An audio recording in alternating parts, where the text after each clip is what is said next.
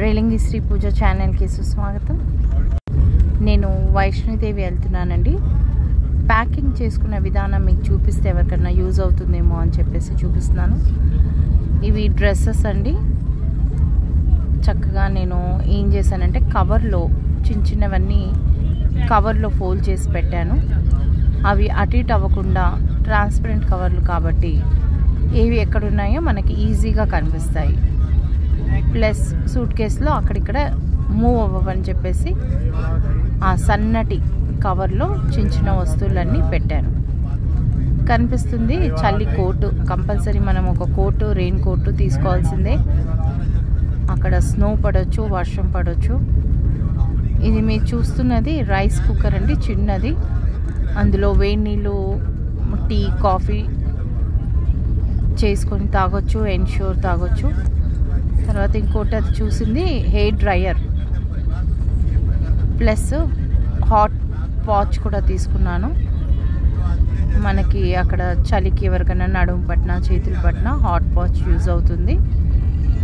Hair డ్రయర్తో పాటు hot patch, rice cooker చిన్నది, ఇవి 3 ఎలక్ట్రికల్వి తీసుకున్నాను అనమాట.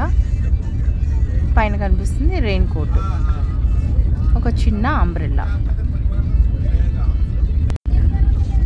ఒక నెక్ పిల్లో తీసుకున్నానండి. మనం లాంగ్ జర్నీలో నిద్రలో మన తల అటు ఇటు పోకుండా మనకి తర్వాత పెయిన్స్ రాకుండా ఉండడం కోసం నెక్ పిల్లో తీసుకున్నాను.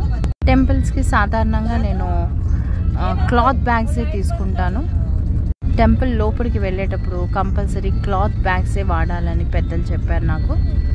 నేను అలాగే క్లాత్ బ్యాగ్స్, 2 వాటర్ బాటిల్స్, వేడి నీళ్ళు అలా ఉండేటట్టు హాట్ బాటిల్స్ తీసుకున్నాను. తర్వాత సూట్ కేసు, ఈసారి క్లాత్ సూట్ కేసు తీసుకోకుండా ఫైబ్రిక్ సూట్ కేసు తీసుకున్నాను.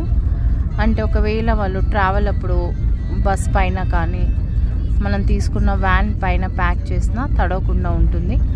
ఆ మంచుకి కూడా బట్టలు తడిచే అవకాశం. చూస్తున్నారు కదా, సూట్ కేసు పైన నా ఫోన్ నంబరు, పేరు కూడా రాశాను. అలా చేయడం వల్ల మన సూట్ కేసు మనకి తొందరగా తెలుస్తుంది. సేమ్ సూట్ కేసు ఎవరిది ఉన్నా సరే మనది మిక్స్ అయ్యకుండా చక్కగా మనం ఐడెంటిఫై చేయొచ్చు. టైంకి స్టేషన్కి వచ్చేసామండి. మా ట్రైనే కొంచెం లేట్గా వచ్చింది, మేము మాత్రం టైంకి వచ్చాం.